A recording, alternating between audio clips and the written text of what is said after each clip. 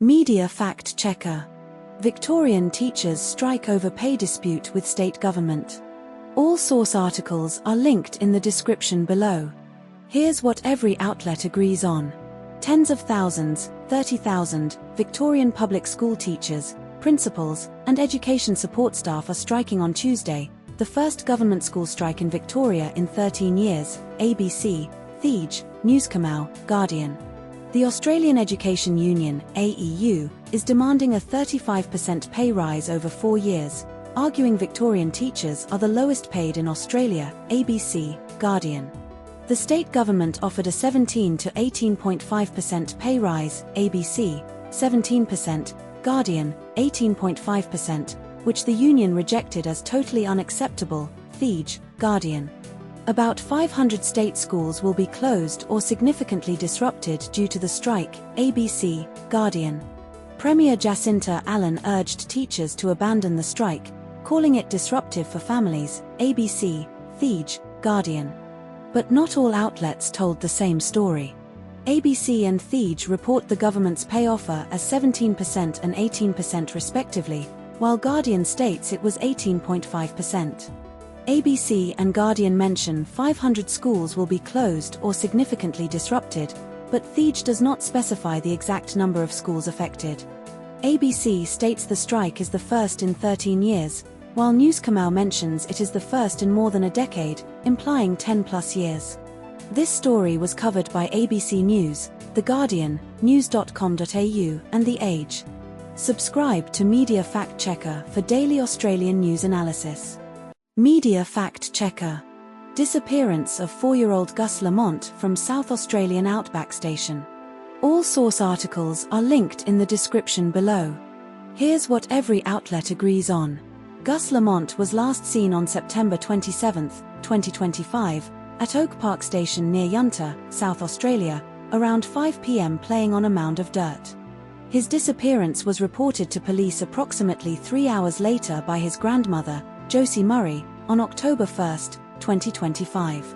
The 60,000-hectare Oak Park Station was searched extensively by police, volunteers, drones, and Aboriginal trackers, with no evidence found. In February 2026, police declared Gus's disappearance a major crime and ruled out theories that he wandered off or was abducted. A suspect residing at the family's sheep station was identified by police, though no arrests have been made. But not all outlets told the same story.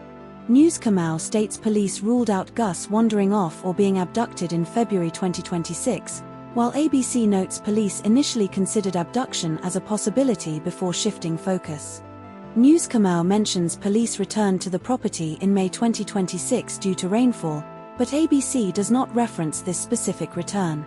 ABC reports a footprint was found 500 meters from the homestead and later ruled out, but Newscamau does not mention this detail. This story was covered by ABC News and news.com.au. Subscribe to Media Fact Checker for daily Australian news analysis. Media Fact Checker. US-Israel airstrikes on Iran trigger prolonged economic fallout and geopolitical tensions. All source articles are linked in the description below. Here's what every outlet agrees on. Oil prices surged above $100 per barrel after the US and Israel bombed Iran, with European gas prices doubling and volatility rising in financial markets. Iran threatened to target the Strait of Hormuz, the world's critical oil choke point, and attacked Qatari LNG facilities, Ras Laffan, with missiles, risking prolonged supply disruptions. The International Energy Agency, IEA, reported that over 40 energy assets in 9 Middle Eastern countries were severely or very severely damaged by the conflict. Qatar's LNG plant, producing about 20% of global LNG supply, was hit by a missile attack, reducing export capacity by 17%, 3.5% of global supply, and requiring up to 5 years for repairs. More than 400 million barrels of oil were released from IEA member state stockpiles to mitigate supply shortages, but experts warn constraints will soon re-emerge. But not all outlets told the same story. The Guardian states oil prices were initially expected to decline, Goldman Sachs, but later soared above $100, while the SMH reports oil prices spiked 30% plus from the start of the war. The Guardian suggests current energy disruptions are temporary and supply will return, but the SMH warns the damage to regional infrastructure may create a semi-permanent energy crunch. The Guardian cites Goldman Sachs' initial view that risks were skewed to the upside with crude capped at $80, while the SMH reports LNG prices doubled in Asia and surged 75% plus in Europe from the outset. This story was covered by The Guardian and Sydney Morning Herald. Subscribe to Media Fact Checker for daily Australian news analysis. Media Fact Checker. Australia's 2026 daylight saving transition dates and regional clock changes. All source articles are linked in the description below. Here's what every outlet agrees on. Daylight saving in Australia ends on the first Sunday of April annually. Clocks move back 1 hour on the end date, turning 3 a.m. local time back to 2 a.m. Daylight saving ends in most Australian states and territories, exact list not specified in both sources. The end of daylight saving occurs this year on Sunday, April 5, 2026. Daylight saving begins again in Australia on Sunday, October 4, 2026. But not all outlets told the same story. The Guardian does not mention Easter Sunday alignment, while ABC explicitly states it coincides with Easter 2026. ABC provides comparative details about US-UK daylight saving rules, which are not referenced in The Guardian. The Guardian does not specify the exact date of daylight saving start in 2026, October 4, though ABC does. This story was covered by ABC News and The Guardian. Subscribe to Media Fact Checker for daily Australian news analysis. Media Fact Checker. IOC bans transgender women from female Olympic events via new SRY gene testing rules. All source articles are linked in the description below. Here's what every outlet agrees on. The International Olympic Committee, IOC, announced new rules banning transgender women from competing in female Olympic events starting from the 2028 Los Angeles Games. The IOC will mandate SRY gene testing, via saliva, cheek swab, or blood, to determine biological sex for female category athletes at future Olympics. New IOC President Kirsty Coventry reversed the organization's 2021 framework on fairness, inclusion, and non-discrimination, which previously allowed transgender athletes to compete if cleared by federations. Laurel Hubbard, New Zealand, was the first openly transgender athlete to compete in the Olympics, Tokyo 2021, in a different gender category than assigned at birth. The IOC claims the SRY gene test is fixed throughout life and highly accurate evidence of male sex development, with testing done once in an athlete's lifetime. But not all outlets told the same story. The IOC claims the SRY gene test is unintrusive and highly accurate, but Dr. Ada Chung, Guardian, calls it unreliable and reductive. The Guardian reports the IOC's new policy was influenced by US President Trump's executive order, but Kirsty Coventry explicitly stated the decision was a priority for her way before Trump came into his second term. The IOC states the SRY test is fixed throughout life, but The Guardian notes multiple medical experts have questioned its reliability. This story was covered by ABC News and The Guardian. Subscribe to Media Fact Checker for daily Australian news analysis. Media Fact Checker. Arsenal's 3-1 WSL win over Tottenham featuring Alessia Russo's hat-trick and league implications. All source articles are linked in the description below. Here's what every outlet agrees on. Arsenal defeated Tottenham Hotspur 3-1 in the Women's Super League at the Emirates Stadium on Saturday. Alessia Russo scored a hat-trick for Arsenal in the first half, including a goal from a corner in the 11th minute and another from a pass by Olivia Smith in the 16th minute. Tottenham's goal came from a Frida Maanum own goal in the 29th minute. Arsenal's lineup included Daphne van Domselaar, Smilla Holmberg, Steph Catley, Frida Maanum, and Olivia Smith as starters, with Renee Sledgers making 5 changes. Tottenham's lineup featured Toko Koga and Micah Hameno returning from the Asian Cup, replacing Julie Blackstad and Bethany England. But not all outlets told the same story. Article 1 states Russo scored her hat-trick inside the first 27 minutes, while Article 2 states her third goal came in the second half after Kopp's clearing pass. Article 1 mentions Russo's 46th shot of the night deflecting off Bartrip at 45+2 minutes, but Article 2 does not mention this specific shot or statistic. Article 1 lists Arsenal's formation as 4-2-3-1, while Article 2 does not specify the formation. This story was covered by The Guardian. Subscribe to Media Fact Checker for daily Australian news analysis. Media Fact Checker. Donald Trump criticizes Australia and NATO allies over Iran war support. All source articles are linked in the description below. Here's what every outlet agrees on. Donald Trump publicly criticized Australia for its response to US requests for military support in securing the Strait of Hormuz during the Iran conflict, calling it not great and expressing surprise at Australia's refusal to assist. Australia offered defensive support to the UAE, including a surveillance aircraft and missiles, as reported by ABC and news.com.au. Trump accused NATO allies, including the UK, of refusing to assist in the Iran conflict, with UK PM Keir Starmer offering aircraft carriers only after the war was over, per ABC and Guardian. Trump claimed Iran was begging to negotiate a 15-point ceasefire proposal sent by the US, while Iranian officials described the proposal as one-sided and unfair, ABC and Guardian. Trump mentioned a mystery present from Iran, 8 oil-laden boats flying Pakistani flags, as a gesture of goodwill, ABC only, but referenced in Guardian as unconfirmed. But not all outlets told the same story. ABC reports Trump claimed Iran sent 8 boats of oil as a gesture, but Iran has not confirmed this offer and The Guardian does not mention it. ABC states the US ceasefire proposal was circulating through the Pakistani government, while The Guardian does not reference Pakistan's role in the proposal. ABC quotes Trump saying they are begging to make a deal, but Iranian officials described the US proposal as one-sided and unfair without acknowledging any Iranian begging.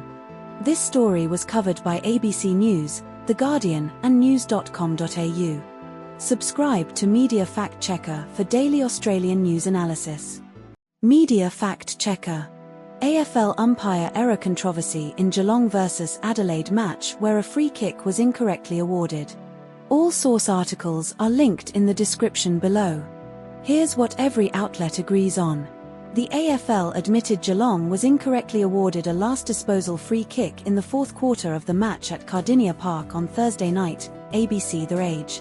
Tom Atkins, Geelong, kicked the ball out of bounds in a contest with Zach Taylor, Adelaide, on the wing, but umpires awarded the free kick to Geelong, ABC The Age. The AFL Review Centre, ARC, did not have enough time to review the decision before the ball came back into play, ABC The Age. Geelong won the match by 8 points, 9.14, 68, to 9.6, 60, after Jack Martin kicked a crucial goal following the contentious free kick, The Age. The AFL has previously admitted 5 late umpiring mistakes against Adelaide across 4 seasons, ABC. But not all outlets told the same story. The Age reports David King called Atkins' claim a stooge and said he outsmarted the umpires perfectly, while ABC does not mention this opinion. The Age includes a quote from Jason Dunstall calling the procedural rule a farce, but ABC does not reference this opinion. The Age describes the weather as bleak, wintry, but ABC does not mention weather conditions. This story was covered by ABC News and The Age. Subscribe to Media Fact Checker for daily Australian news analysis. Media Fact Checker. Sydney private school teacher charged with grooming and child abuse material offences. All source articles are linked in the description below. Here's what every outlet agrees on. Benjamin David Collinge, a 29-year-old casual teacher at Newington College, was arrested on March 28, 2024, in Beecroft, Sydney's north, for allegedly grooming a 14-year-old girl and accessing child abuse material. Collinge allegedly posed as a 17-year-old boy on social media to contact the vulnerable 14-year-old girl, who was using an app affected by Australia's under-16 social media ban. Collinge offered the girl a not significant amount of money in exchange for sexually explicit material, with multiple messages exchanged between them. Police found child abuse material on an electronic device during a search of Collinge's Beecroft home. Collins was charged with using a carriage service to groom someone under 16 and using a carriage service to access child abuse material. But not all outlets told the same story. No contradictions found between the two sources. This story was covered by ABC News and Sydney Morning Herald. Subscribe to Media Fact Checker for daily Australian news analysis. Media Fact Checker. Arson attack on Jewish ambulances in London treated as anti-Semitic hate crime. All source articles are linked in the description below. Here's what every outlet agrees on. 4 ambulances belonging to Hatzola Northwest were set on fire in Golders Green, London, on Monday around 1:45 a.m. local time. The attack occurred near the Matchsike Hadath Synagogue on Highfield Road, Golders Green. Explosions were caused by oxygen cylinders on the ambulances, breaking windows in adjacent flats. Police treated the incident as an anti-Semitic hate crime and confirmed 3 suspects were seen in CCTV footage. 6 fire engines and 40 firefighters attended the scene. No injuries were reported. But not all outlets told the same story. Article 1, Newscamau, states 3 suspects remain at large, while Article 2, ABC, and Article 8, Guardian, report 2 men were arrested on Wednesday.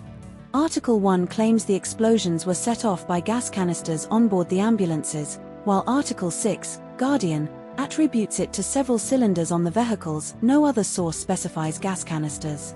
Article 2, ABC, mentions a claim of responsibility by a group with potential links to Iran, which is not referenced in any other source. This story was covered by ABC News, The Guardian, news.com.au, and SBS News. Subscribe to Media Fact Checker for daily Australian news analysis. Media Fact Checker. Football Australia schedules low-ranked opponents for Matildas amid World Cup prep. All source articles are linked in the description below. Here's what every outlet agrees on. The Matildas will play Malawi, ranked 153, and either India, 67, or Kenya, 134, in Nairobi in April 2024 as part of FIFA Series 2026. Australia is ranked 15th in the world by FIFA and lost the 2023 Asian Cup final to Japan 1-0 on December 31, 2023. The April Games are scheduled just 17 days after the Asian Cup final loss, with the first match in Nairobi on April 10, 2024. FIFA announced the Matildas' participation in the Nairobi series on Tuesday, February 20, 2024. Coach Joe Montemurro stated the team needs to play higher quality opponents in preparation for the 2027 Women's World Cup in Brazil. But not all outlets told the same story. ABC states Football Australia's focus is on playing top 15 opponents, while The Guardian implies the April fixtures are not high quality or meaningful for World Cup prep. ABC mentions Malawi as a worthwhile challenge with top strikers, but The Guardian frames the match as likely uncompetitive. The Guardian suggests the April window is a calamity due to lack of consultation, while ABC does not mention consultation issues. This story was covered by ABC News and The Guardian. Subscribe to Media Fact Checker for daily Australian news analysis. Media Fact Checker. Northern Territory Supreme Court trial of 2 men accused of sexual assault after picking up intoxicated woman. All source articles are linked in the description below. Here's what every outlet agrees on. Panormitis Charalampis and Michael Vruvis were charged with 4 counts each of sexual intercourse without consent in the Northern Territory Supreme Court. The incident occurred on January 14, 2024, after the woman left Mayberry nightclub in Darwin's CBD at approximately 3:30 a.m. The woman ordered an Uber but was picked up by the 2 men, who she believed were her Uber drivers, and taken to her apartment block. CCTV footage shows the woman leaving Mayberry at 3:30 a.m. and being picked up by the men outside the nightclub. The woman's blood alcohol concentration was estimated between 0.1 and 0.15 when she reached her apartment block with the men. But not all outlets told the same story. Article 1 states the woman's alcohol levels were between 0.2 and 0.1 when she arrived at the apartment, while Article 2 and 3 state the levels were between 0.1 and 0.15. Article 1 reports the woman's blood alcohol concentration was between 0.2 and 0.1, likely a typo for 0.2 and 0.15, while Article 2 and 3 report it as between 0.1 and 0.15. Article 1 describes the woman as in and out of consciousness and unable to walk without being carried by two men, while Article 2 does not explicitly state she was carried but shows CCTV of her falling out of the car. This story was covered by ABC News. Subscribe to Media Fact Checker for daily Australian news analysis. Media Fact Checker. Federal government urges Fair Work Commission for above-inflation minimum wage hike amid cost of living pressures. All source articles are linked in the description below. Here's what every outlet agrees on. The federal government submitted to the Fair Work Commission requesting an economically sustainable real wage increase for minimum and award wage workers in 2025. 2.7 million Australians earn the national minimum wage or award wages, accounting for about a quarter of the workforce, 25%.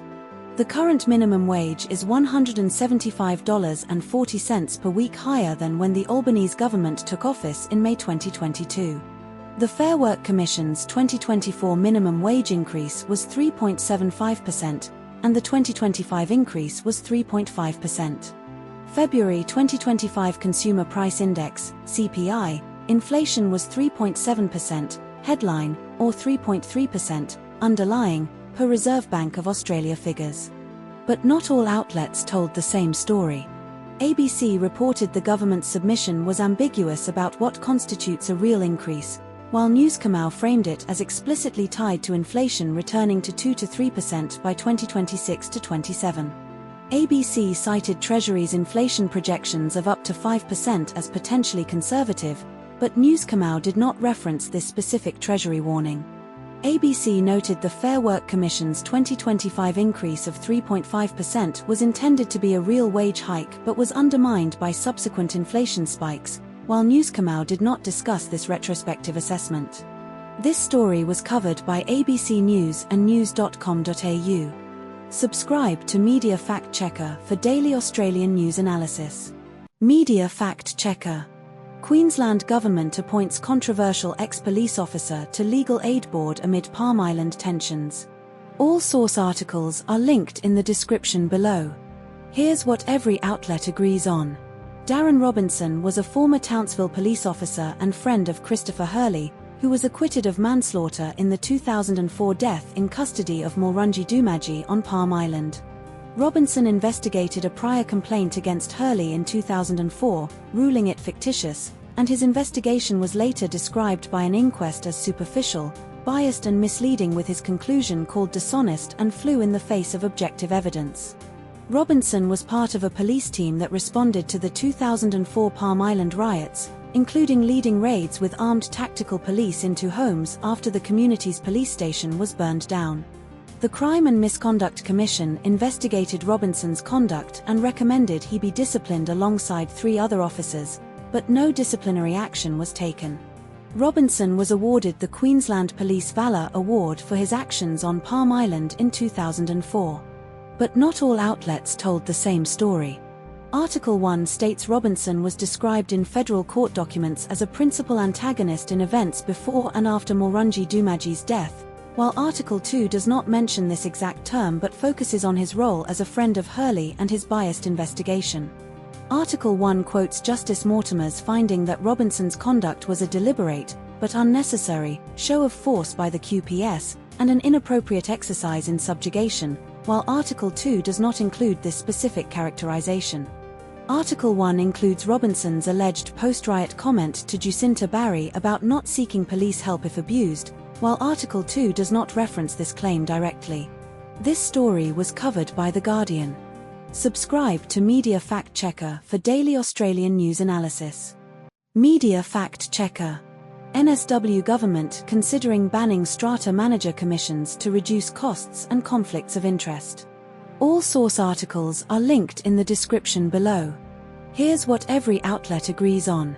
NSW Productivity Commissioner Peter Achterstraat's report recommends banning commissions for strata managers, citing conflicts of interest and inflated costs.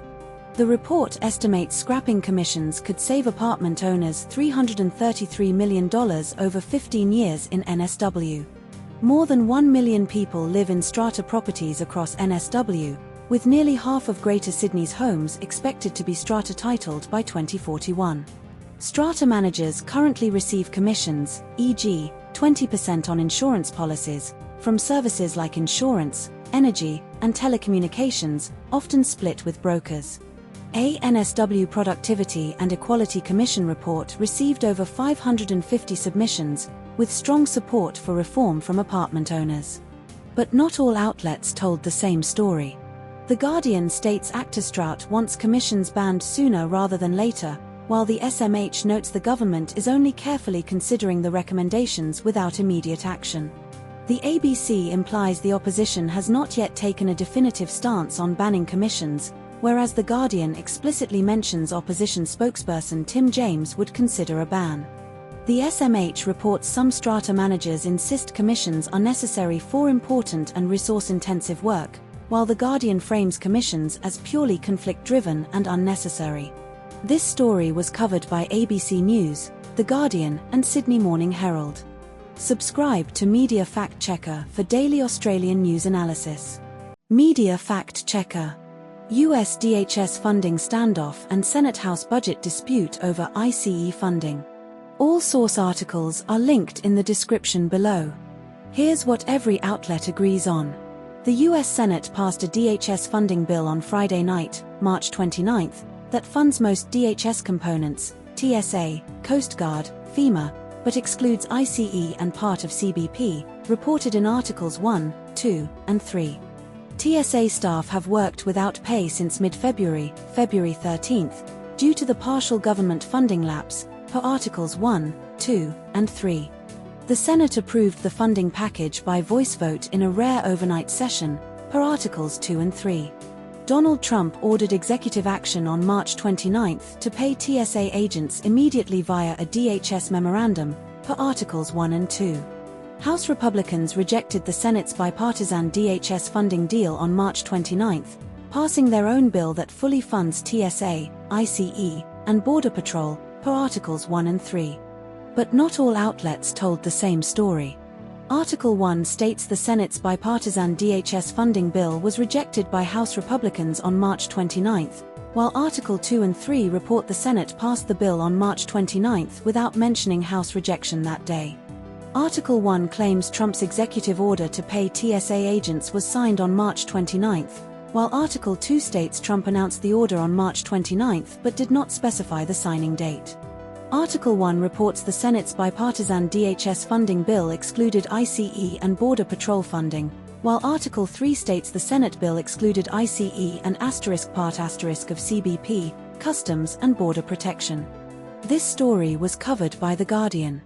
Subscribe to Media Fact Checker for daily Australian news analysis. Media Fact Checker. Australia's medal haul at the 2024 World Athletics Indoor Championships in Poland. All source articles are linked in the description below. Here's what every outlet agrees on. Jessica Hull won silver in the women's 1,500 metre at the World Athletics Indoor Championships in Toruń, Poland, on Sunday, March 2024, with a time of 3 minutes and 59.45 seconds, breaking her Australian and Oceanian indoor record, previously 4 minutes and 1.19 seconds. Georgia Hunter-Bell of Great Britain won gold in the women's 1,500 metre with a 2026 world best time of 3 minutes and 58.53 seconds, finishing 0.92 seconds ahead of Hull. Adam Spencer won bronze in the men's 1,500 metre with a time of 3 minutes and 40.26 seconds, finishing 0.63 seconds behind Spain's Mariano Garcia, gold, and 0.06 seconds ahead of Portugal's Isaac Nader, silver. Australia secured 5 medals, 2 silver, 3 bronze, across 3 days at the championships, held in Toruń, Poland, from March 1 to 3, 2024. Peter Bol set a new Oceanian record in the men's 800 metre with a time of 1 minute and 45.14 seconds but finished 4th behind US's Cooper Lutkenhouse, gold, youngest ever indoor champion at 17. But not all outlets told the same story. The Guardian mentions Hull's 1500 m time as 3 minutes and 59.45 seconds but does not specify the margin by which she lost to Hunter Bell, while ABC explicitly states she finished 0.92 seconds behind. The Guardian does not mention the women's 800-meter results or Hayley Kitching's performance, which ABC details as 5th place with 2 minutes and 0.50 seconds. The Guardian does not reference Liam Adcock's long jump result, 11th place, 7.92 m, or Jerson Bald's gold, 8.46 m, which ABC includes. This story was covered by ABC News and The Guardian. Subscribe to Media Fact Checker for daily Australian news analysis. Media Fact Checker. US-Iran conflict escalation, Trump's extended deadline, and Australia's response amid diplomatic tensions. All source articles are linked in the description below. Here's what every outlet agrees on. Donald Trump publicly criticized Australia during a White House cabinet meeting, stating Australia was not great and I was a little surprised by Australia regarding its lack of support in securing the Strait of Hormuz, Thij, SMH, ABC.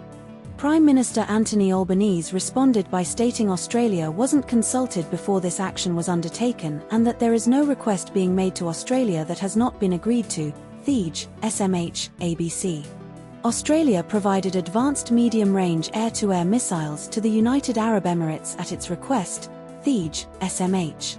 Trump extended Iran's deadline to reopen the Strait of Hormuz until April 6, 2026, pausing energy plant destruction until that date, ABC, Thij. Trump claimed Iran had asked for a 10-day pause, but Iran's initial response to the US peace proposal was described as one-sided and unfair by a senior Iranian official, ABC, Thij. But not all outlets told the same story. ABC reports Iran's initial response to the US peace proposal was described as one-sided and unfair by a senior Iranian official, while Thij and SMH do not mention this specific quote or source. Thij and SMH state Trump said Australia was not great and I was a little surprised by Australia during a White House cabinet meeting, but ABC does not specify the exact location or context of Trump's comments. Thij and SMH mention Trump's claim that Iran had asked for a 10-day pause, but ABC does not confirm this claim directly from Iran's side. This story was covered by ABC News, Sydney Morning Herald and The Age. Subscribe to Media Fact Checker for daily Australian news analysis. Media Fact Checker. Traveller defies bad advice about Barcelona and enjoys the city despite warnings of danger. All source articles are linked in the description below. Here's what every outlet agrees on. The author was advised by a backpacker in a London hostel in the early 2000s to avoid Barcelona due to pickpocketing risks. The author was told a friend had their wallet stolen twice in Barcelona. The author used a hidden travel wallet strapped around their waist while in Barcelona. The author walked Las Ramblas and the Gothic Quarter in Barcelona despite concerns about safety. The author has visited Barcelona multiple times and continues to return. But not all outlets told the same story. No contradictions found between the two articles as they are nearly identical in content. This story was covered by Sydney Morning Herald and The Age. Subscribe to Media Fact Checker for daily Australian news analysis. Media Fact Checker. NSW introduces laws to crush illegal high-speed e-bikes and related policy debates. All source articles are linked in the description below. Here's what every outlet agrees on. NSW government will introduce legislation to seize and crush e-bikes operating over 25 km per hour, with roadside dyno units for speed testing. Transport Minister John Graham stated, if it behaves like a motorbike, it's probably illegal and could end up in the crusher. A two-day safety blitz in NSW last week issued 170 fines for illegal e-bikes. NSW plans to introduce a minimum age for e-bike riders between 12 and 16, exact age undecided. 40 or so e-bikes swarmed the Sydney Harbour Bridge in an incident last month, prompting safety crackdowns. But not all outlets told the same story. The Guardian reports Victorian schools will remain open but operate at reduced capacity with limited supervision during the strike, while Newscomiu does not mention school disruptions. The Guardian states Queensland's laws will restrict e-mobility devices to people over 16 and enforce a 10 km/h footpath speed limit, but News.com.au does not mention the 10 km/h limit or learner's license requirements in its summary. The Guardian mentions a 12 to 16 minimum age range for NSW e-bike riders, undecided, while News.com.au does not specify the exact age range. This story was covered by The Guardian and news.com.au. Subscribe to Media Fact Checker for daily Australian news analysis. Media Fact Checker. Robyn's new album Sexistential and her personal reflections on motherhood, IVF, and reinvention in pop music. All source articles are linked in the description below. Here's what every outlet agrees on. Robyn is 46 years old and released her 9th album, Sexistential, in 2024 after an 8-year hiatus since Honey, 2016. Robyn had her son Tycho via IVF and is raising him as a single mother in Stockholm, Sweden. Robyn's debut album was released before she turned 18, and she was signed at age 14 by Swedish pop star Mija Kullsten. Robyn's first album was a platinum seller in Sweden, and she opened for Tina Turner at age 16. Robyn left her major label contract in 2005, giving up royalties to escape an exploitative environment. But not all outlets told the same story. Article 1 states Robyn's album Honey was finished in the afterglow of repairing her engagement to director Max Vitoli, but Article 2 does not mention this context for Honey. Article 1 mentions Robyn's album Sexistential includes a track called Sexistential about being on the dating app Raya during IVF, while Article 2 does not specify this detail. Article 1 describes Robyn's album Sexistential as an ode to vulnerability and letting her guard down, while Article 2 frames it as a philosophical unraveling of romantic love fixation. This story was covered by The Guardian. Subscribe to Media Fact Checker for daily Australian news analysis. Media Fact Checker. Australia-EU Free Trade Agreement negotiations and farmer opposition. All source articles are linked in the description below. Here's what every outlet agrees on. The Australia-EU Free Trade Agreement was announced on Tuesday after 8 years of negotiations between Ursula von der Leyen, EU President, and Anthony Albanese, Australian PM. The agreement allows Australian beef exports to increase by 30,600 tonnes, ABC, and 35,000 tonnes, Newscomau, annually to the EU, up from current levels. The agreement allows Australian lamb exports to increase by 25,000 tonnes, ABC, and 31,000 tonnes, Newscomau, annually to the EU, up from current levels.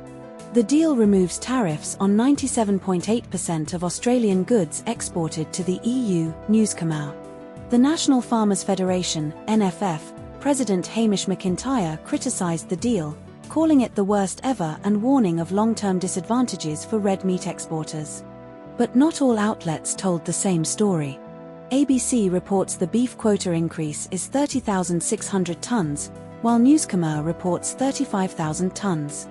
ABC reports the lamb quota increase is 25,000 tonnes, while Newscomau reports 31,000 tonnes. ABC states the deal offers no material change for key agricultural commodities compared to October 2023, but Newscomau claims the government met all cattle industry demands. This story was covered by ABC News and news.com.au. Subscribe to Media Fact Checker for daily Australian news analysis. Media Fact Checker. Australian political reaction to US-Iran war and economic fallout on energy supplies. All source articles are linked in the description below. Here's what every outlet agrees on. Andrew Hastie, Liberal MP, criticised US President Donald Trump's huge miscalculation in the Iran war as of early March 2024.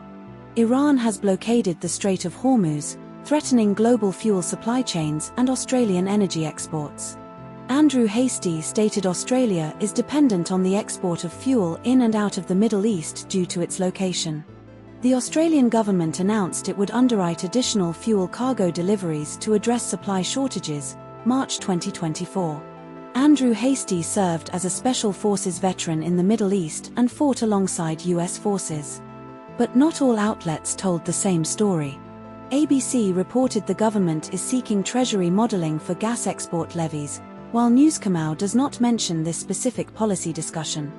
ABC states Employment Minister Amanda Rishworth explicitly ruled out COVID-style work-from-home mandates, but Newscomau omits this detail. ABC highlights Hastie's suggestion of a new gas tax as open to consideration, while Newscomau frames his criticism as purely strategic without policy proposals.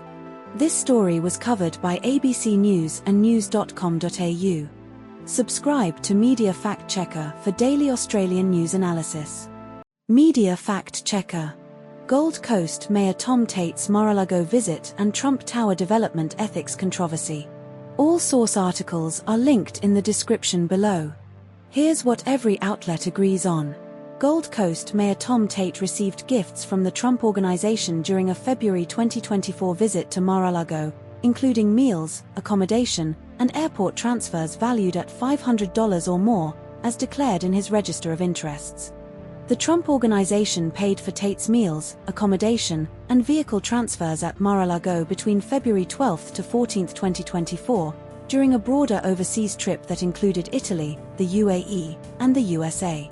Tate met with US President Donald Trump and Eric Trump at Mar-a-Lago days before a $1.5 billion deal was signed between Altus Property Group CEO David Young and the Trump Organization for a Trump-branded tower in Surfers Paradise. The proposed 91-story Trump Tower in Surfers Paradise would include a 6-star resort hotel, 270 luxury apartments, a retail plaza, and a beach club, with developers claiming it would be the tallest building in Australia. Tate's Register of Interests requires disclosure of gifts valued at $500 or more, or multiple gifts totaling $500 or more, and he declared 2 gifts from the Trump Organization. But not all outlets told the same story. Article 1 states the Trump Organization paid for Tate's flights, while Article 2 notes the exact cost was yet to be revealed and ratepayers paid for his flights.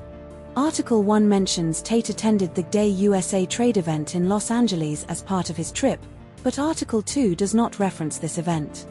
Article 1 includes a quote from Tate saying, "I'm pretty sure Tom Tate wouldn't have gotten an invite.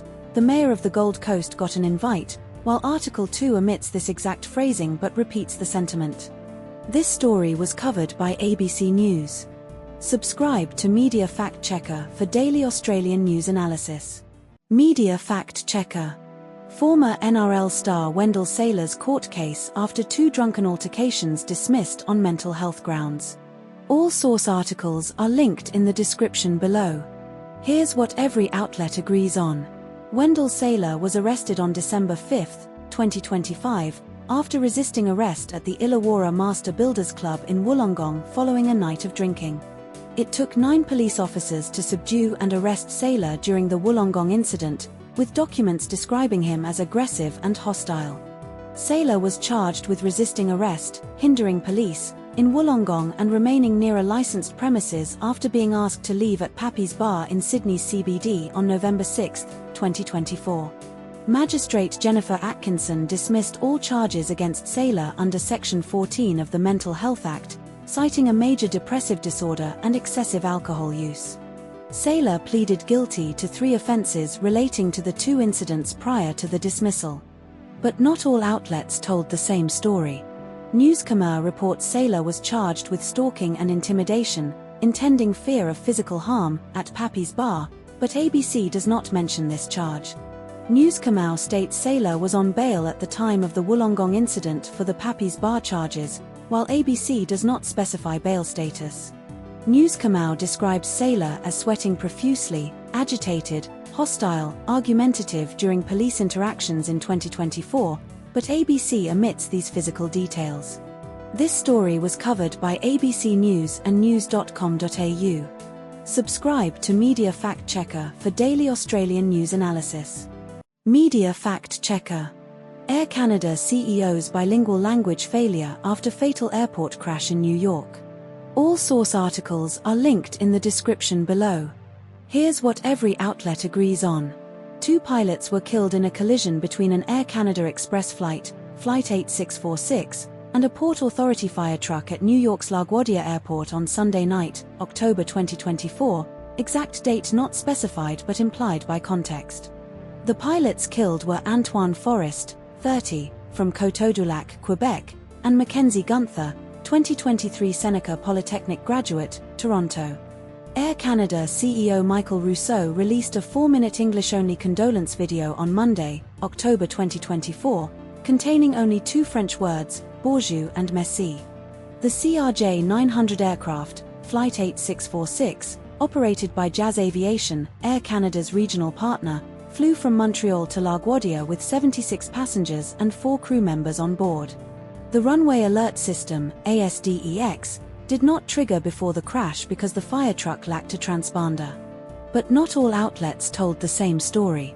The Guardian states Rousseau's condolence video included French subtitles, while News Comieux does not mention subtitles in its description of the video. The Guardian reports Rousseau's mother and wife are francophones, but News Comieux does not provide this personal detail about his family.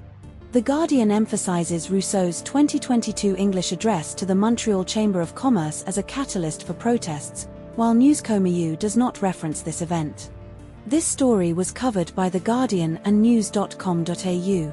Subscribe to Media Fact Checker for daily Australian news analysis. Media Fact Checker. Nicolas Maduro's federal court appearance in New York for narco-terrorism charges. All source articles are linked in the description below. Here's what every outlet agrees on.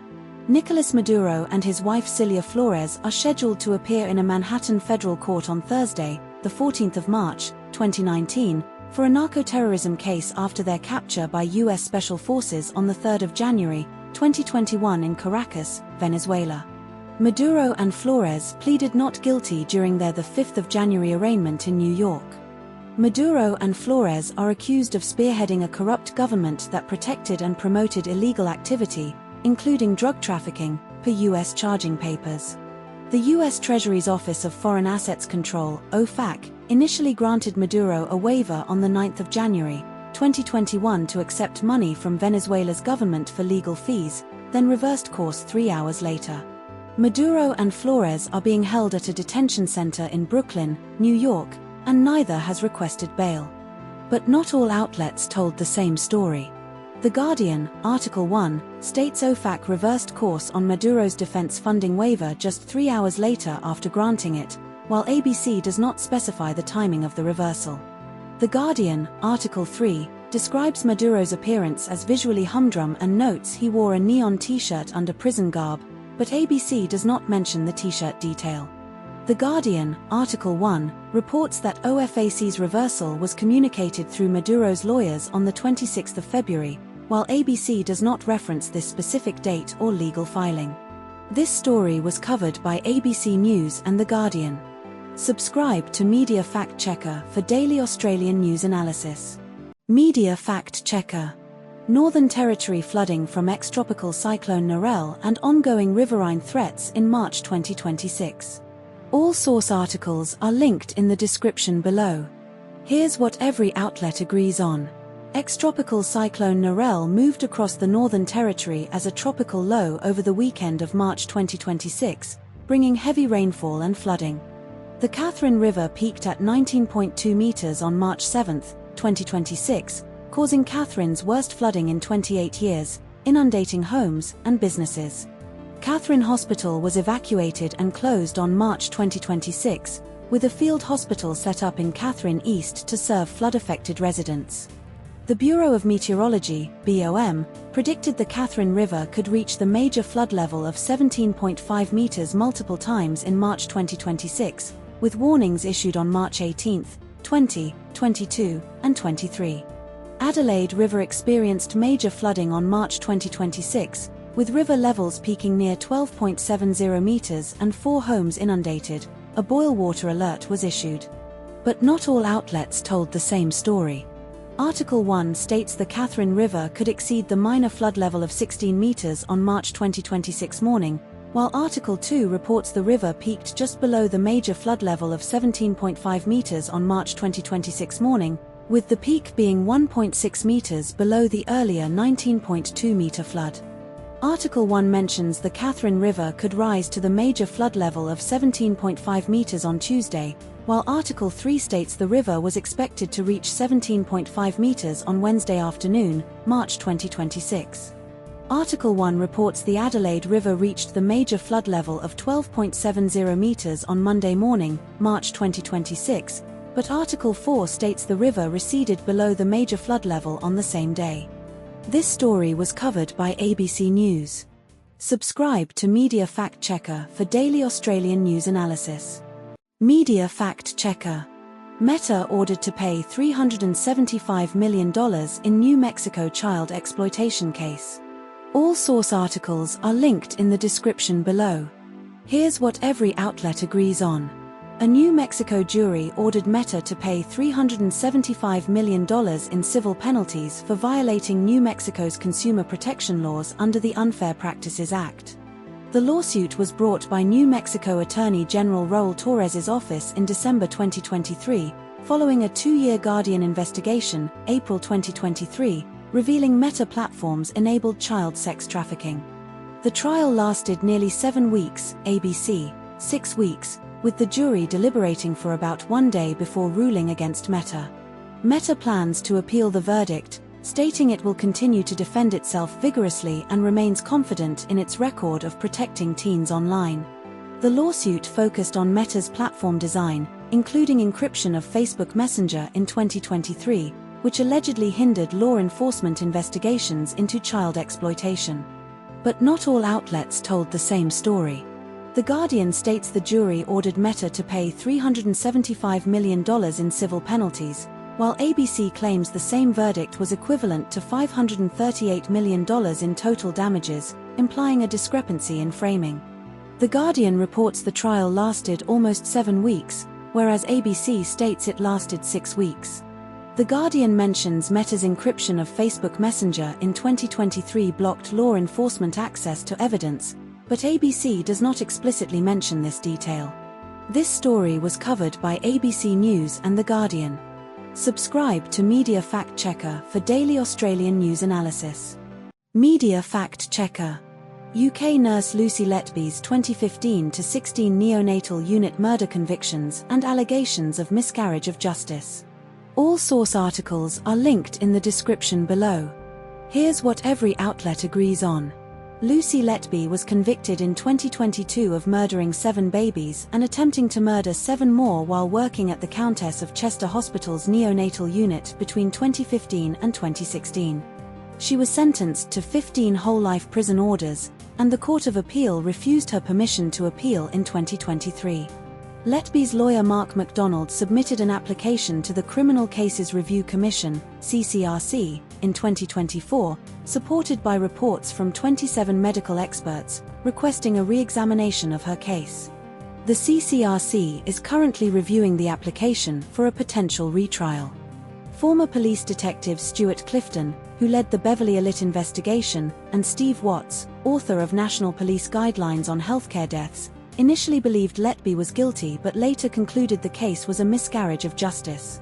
But not all outlets told the same story.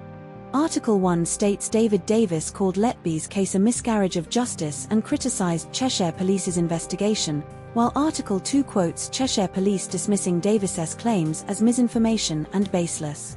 Article 1 reports Davis arguing Cheshire Police failed to follow official guidelines and best practice, but Article 2 omits this specific criticism and instead frames Davis's comments as part of a broader core group spreading misinformation. Article 1 includes Davis's direct quote about the investigation being initiated by a single meeting with consultants who had themselves been involved in seriously inadequate care, while Article 2 does not reference this specific detail. This story was covered by The Guardian. Subscribe to Media Fact Checker for daily Australian news analysis. Media Fact Checker. Teenage assault on paramedic after stolen car crash in Melbourne. All source articles are linked in the description below. Here's what every outlet agrees on. 4 teenage males were travelling in a stolen Mazda 3 that collided with a Volkswagen Jetta at Nicholson St and Victoria Parade, Carlton, just before 6 a.m. on Saturday. 2 teenagers fled the scene immediately after the crash. A 19-year-old male and a 15-year-old male were injured in the crash and taken to hospital by ambulance. A 66-year-old man and a 76-year-old woman from Terang were in the Volkswagen and taken to hospital as a precaution. The Mazda 3 was stolen from Mulgrave on March 21. But not all outlets told the same story. ABC states 2 teenagers are in police custody, but Newscomau does not mention any teenagers in custody. ABC describes the injured teens as a 19-year-old, seriously injured, and a 15-year-old, minor injuries, while Newscomau refers to them as a 19-year-old man and a 15-year-old boy without specifying injury severity. This story was covered by ABC News and news.com.au. Subscribe to Media Fact Checker for daily Australian news analysis. Media Fact Checker. Australia's 2026-27 Test cricket schedule controversy and player workload concerns. All source articles are linked in the description below. Here's what every outlet agrees on. Australia will host 4 test matches against New Zealand in 31 days starting December 9, 2026, in Perth, Adelaide, Melbourne, and Sydney. The entire 4-test series against New Zealand will be completed within 4 weekends, with the longest gap between tests being just 4 days. Australia's 2026-27 home season runs from August to March, featuring up to 21 tests between August 2026 and July 2027. The first test of the NZ series begins on December 9, 2026, in Perth, with no warm-up match for New Zealand. The 150th anniversary test against England will be a day-night match at the MCG in March 2027. But not all outlets told the same story. ABC reports the NZ series was initially slated for 3 tests but expanded to 4, while The Guardian does not mention this initial plan. The Guardian frames the schedule as a deliberate commercial decision by Cricket Australia, whereas ABC presents it as a forced response to external scheduling conflicts, NZ versus India timing and Australia's India tour. ABC states the 150th anniversary test against England will have half its overs in March darkness, but The Guardian does not specify this detail. This story was covered by ABC News and The Guardian. Subscribe to Media Fact Checker for daily Australian news analysis. Media Fact Checker. Australia's 6-month ban on Iranian visitor visa holders amid regional conflict. All source articles are linked in the description below. Here's what every outlet agrees on. Home Affairs Minister Tony Burke announced a 6-month ban on Iranian passport holders with visitor, subclass 600, visas from entering Australia, effective from Thursday, date varies by source. The ban applies to Iranian nationals outside Australia who hold valid visitor visas, excluding those already in Australia, in transit, or spouses dependent children of Australian citizens or permanent residents. The government claims the ban is to prevent temporary visa holders from overstaying due to the conflict in Iran, citing concerns they may be unable or unwilling to return home. The ban affects over 7,000 Iranian visa holders who had already been granted visas before the conflict. According to multiple sources, numbers range from 7,000 to 7,200. The ban was enacted under new arrival control determination laws passed in March 2024, allowing temporary visa bans for up to 6 months. But not all outlets told the same story. The Guardian and ABC both report the ban affects 7,000 plus Iranian visa holders, but The Guardian's headline calls it a massive betrayal while ABC frames it as a necessary measure for migration integrity. ABC and The Guardian both note only 2 Iranian women's football players stayed in Australia after being offered asylum, but The Guardian emphasises this as hypocrisy while ABC focuses on Burke's statement that they were welcome to stay. Newscom Australia states the ban applies to anyone with a visitor visa, subclass 600, linked to an Iranian passport, while ABC's lawyer Izani suggests the ban may extend to all temporary visas, not just subclass 600. This story was covered by ABC News, The Guardian, news.com.au, and SBS News. Subscribe to Media Fact Checker for daily Australian news analysis. Media Fact Checker. Qantas Jetstar reduces NZ flights due to rising jet fuel prices amid global fuel crisis. All source articles are linked in the description below. Here's what every outlet agrees on. Jetstar NZ has reduced some trans-Tasman flights due to rising jet fuel costs linked to the Middle East conflict. Over 55 flights have been cut from the Auckland-Sydney and Sydney-Queenstown routes, via Melbourne, by Jetstar NZ. All impacted passengers have been contacted directly, with most offered same-day travel alternatives. Energy Minister Chris Bowen reported 8% of Australian service stations, 560+ stations, were without one or more fuel grades on a given day. The Australian government temporarily lowered the diesel flashpoint from 61.5C to 60.5C to increase supply options. But not all outlets told the same story. Newscomau reports 55+ flights cut from Jetstar NZ routes, while ABC states 12% of services, unspecified total flights, are impacted from May. Newscomau claims 560+ Australian service stations were without fuel on a given day, but ABC does not provide this specific number. Newscomau mentions Jetstar NZ flights between Auckland-Sydney and Sydney-Queenstown, via Melbourne, as affected, while ABC only lists Auckland-Sydney and Auckland-Brisbane. This story was covered by ABC News and news.com.au.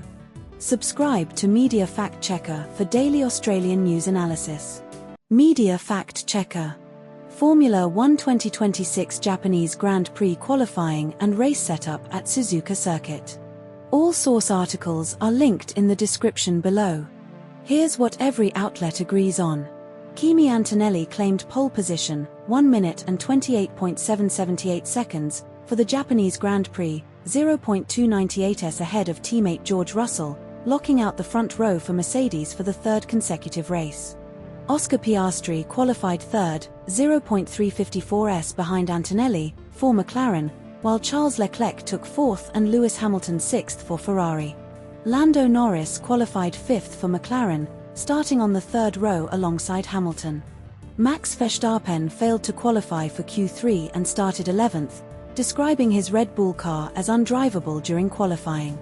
Mercedes dominated qualifying with Antonelli and Russell on the front row, while Red Bull's Verstappen struggled significantly, finishing 11th. But not all outlets told the same story. Guardian Article 1 states Russell was half a second down in 5th during qualifying, while Guardian Article 5 does not mention this specific detail and focuses on Russell's rear grip issues instead. Guardian Article 1 mentions Behrman's elimination and other Q1 dropouts, but this detail is not repeated in any other source. ABC Article 3 and ABC Article 4 both mention a technical issue with the broadcast feed during the drivers' parade, but Guardian sources do not reference this. This story was covered by ABC News and The Guardian. Subscribe to Media Fact Checker for daily Australian news analysis. Media Fact Checker. Tropical Cyclone Narelle's unprecedented path and impacts across Australia. All source articles are linked in the description below. Here's what every outlet agrees on. Ex-tropical cyclone Narelle formed in the Coral Sea off Queensland on March 12, 2026, and tracked across northern Australia, affecting Queensland, the Northern Territory, and Western Australia. Cyclone Narelle made landfall in Western Australia as a Category 3 system near Shark Bay on March 28, 2026, after intensifying to a Category 4 system offshore. Exmouth, WA, experienced catastrophic damage from Cyclone Narelle, including roofs torn off buildings, power outages, and flooding, with wind gusts reaching up to 250 to 275 km per hour.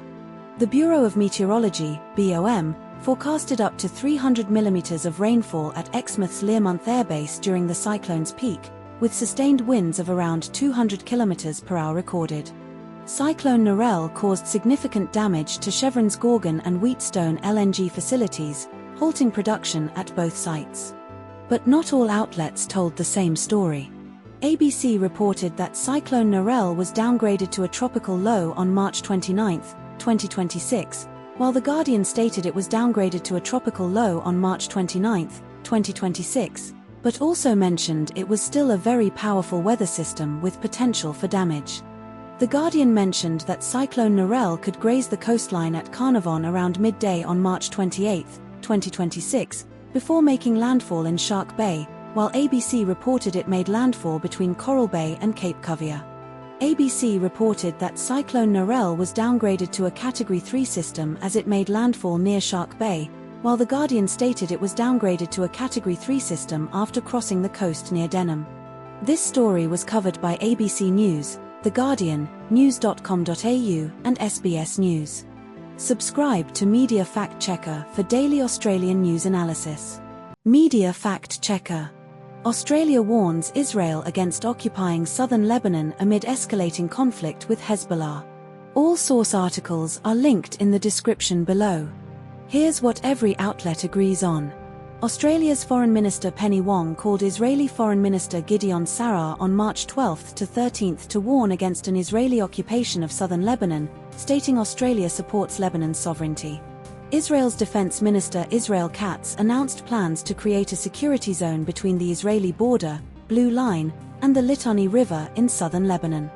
Over 1,000 Lebanese civilians have been killed since Israel began striking Hezbollah targets in Lebanon, including more than 100 children and 40 medics, Lebanon's health ministry figures. More than 1 million Lebanese civilians have been displaced due to the conflict in southern Lebanon. Australian Foreign Minister Penny Wong condemned Iranian weaponization of the Strait of Hormuz and its impact on global fuel prices. But not all outlets told the same story. ABC and Newscomau report that over 1,000 Lebanese civilians have died, but The Guardian does not specify the exact number beyond more than 1,000. ABC states that Lebanon's health ministry does not distinguish between civilian and combatant casualties, while Newscomau and Guardian do not clarify this distinction in their reporting. ABC reports that 2 Israeli soldiers and 1 civilian were killed in Lebanon, including one by misfired Israeli artillery, but Newscomau and Guardian do not mention the civilian death from misfired artillery. This story was covered by ABC News, The Guardian, and news.com.au. Subscribe to Media Fact Checker for daily Australian news analysis. Media Fact Checker. Ilya Malinin's redemption at the 2024 Figure Skating World Championships after Olympic free skate collapse. All source articles are linked in the description below. Here's what every outlet agrees on. Ilya Malinin won the 2024 Figure Skating World Championships in Prague's O2 Arena on Saturday, April 2024. Malinin led after the short program with a personal best score of 111.29 points, more than 9 points ahead of the field. Malinin's short program included a quad flip and a quad Lutz triple toe loop combination. Malinin's free skate score was 218.11, finishing with a total of 329.40 points. Yumi Kageyama of Japan finished second with 306.67 points, Shun Soto third with 288.54 points. But not all outlets told the same story. Article 1 states Malinin's 5-point lead over Kageyama and Xiao after the short program was insurmountable, while Article 2 does not explicitly claim this. Article 1 does not mention Malinin's free skate score of 218.11 or total of 329.40, only that he produced a free program. Article 1 does not mention Malinin's 5 quadruple jumps in the free skate, only that he packed his program with difficulty. This story was covered by The Guardian. Subscribe to Media Fact Checker for daily Australian news analysis. Media Fact Checker. Rising Australian national security anxiety and perceived threats ahead. All source articles are linked in the description below. Here's what every outlet agrees on. The Australian National University's National Security College conducted surveys between November 2024 and February 2026 involving over 20,000 Australians, with additional focus groups and interviews. In July 2025, 69% of Australians polled considered it likely to almost certain that Australia would be involved in a military conflict overseas within 5 years. By February 2026, 45% of Australians believed a foreign military attack on Australian soil was likely, very likely, or almost certain within 5 years. Concerns about terrorism rose from 55% in November 2024 to 72% in February 2026, following the Bondi Beach terror attack in December 2025. More than 85% of respondents in 2026 believed climate change impacts, AI-enabled attacks, disinformation, foreign interference, economic crises, and supply disruptions were likely by the end of the decade. But not all outlets told the same story. The Guardian, Article 1, states 45% of 18 to 24-year-olds worried about national security in July 2025, But the ABC and news.com.au imply this figure was 55% by February 2026 without clarifying the exact timeline for the 18 to 24 age group. The Guardian, Article 5, suggests Canberra residents were least worried about terrorism and foreign military attacks, while the ABC and news.com.au do not contradict this but focus more on their concerns about climate and infrastructure. The ABC claims politicians were seen as untrustworthy and the media as exploiting fears, but The Guardian, Article 1, does not explicitly state distrust of politicians or media exploitation. This story was covered by ABC News, The Guardian, news.com.au, and SBS News. Subscribe to Media Fact Checker for daily Australian news analysis.